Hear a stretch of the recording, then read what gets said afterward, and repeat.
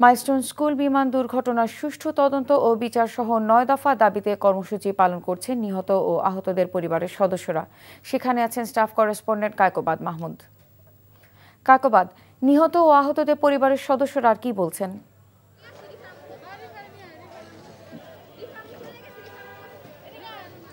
Lima, সকাল 7টার সময় কিন্তু আজকে যে কর্মসূচি অর্থাৎ মানববন্ধন কর্মসূচি সেটি কিন্তু তারা এখানে শুরু করেছিলেন, আর কিছুক্ষণ আগে কিন্তু তাদের এই কর্মসূচি তারা আজকের মতো সমাপ্ত করেছেন। আর এই কর্মসূচি থেকে তারা কিন্তু মোটা দাগে কিন্তু তারা 8টি দাবির কথা জানিয়েছেন। গত 21 জুলাই যে দুর্ঘটনাটি ঘটেছে তার প্রেক্ষাপটে কিন্তু তারা বলছেন যে সুষ্ঠু তদন্ত বিচার তাদের প্রথম দাবি, যেটা তারা বলছেন তাদের সন্তানকে ফিরে পাবেন না, কিন্তু এই ঘটনার যাতে বিচারটা হয় এই জিনিসটা কিন্তু তারা নিশ্চিত করতে বলছেন।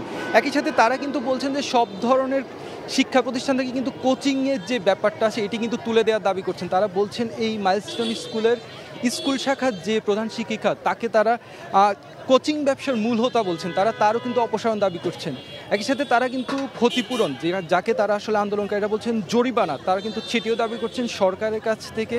একই সাথে কিন্তু স্কুল কর্তৃপক্ষ থেকেও কিন্তু তারা এই ক্ষতিপূরণটা দাবি করছেন। আর আরেকটি বিষয় বলে রাখি, সেটি হচ্ছে কিন্তু প্রথম দিকে কিন্তু যেহেতু গণমাধ্যমকে প্রবেশ করতে দেওয়া হয়নি ঘটনাস্থলে, তারা কিন্তু এই জিনিসটা বারবার বলছেন যে সেই সময়কার সিসিটিভি ক্যামেরা ফুটেজটা জনসম্মুখে প্রকাশ করতে হবে, সবাইকে জানাতে হবে সেই সময় আসলে কি ঘটেছিল। আরেকটি গুরুত্বপূর্ণ দাবি তাদের হচ্ছে, তারা বলছে যে রানওয়েটা এখান থেকে সরাতে হবে অথবা রানওয়ের পথ থেকে স্কুলটা সরাতে হবে। নিরাপত্তার স্বার্থে, শিশুদের নিরাপত্তার স্বার্থে কিন্তু এই ব্যবস্থাটা করার তারা জোর দাবি জানাচ্ছে। তো সব কিছু মিলে তারা বলছেন যে এই দাবিগুলো যদি তাদের পূরণ না হয় তারা আবার রাজপথে নেমে আসবেন। এই ছিল এখানকার সর্বশেষ। জানছিলাম মাইলস্টোন স্কুলের খবর। বান্ডেল থাকলে প্রতি সেনমানিতে টাকা বাঁচবে। বিকাশ সেনমানি বান্ডেল কিনে জিতুন প্রতি লেনদেনে।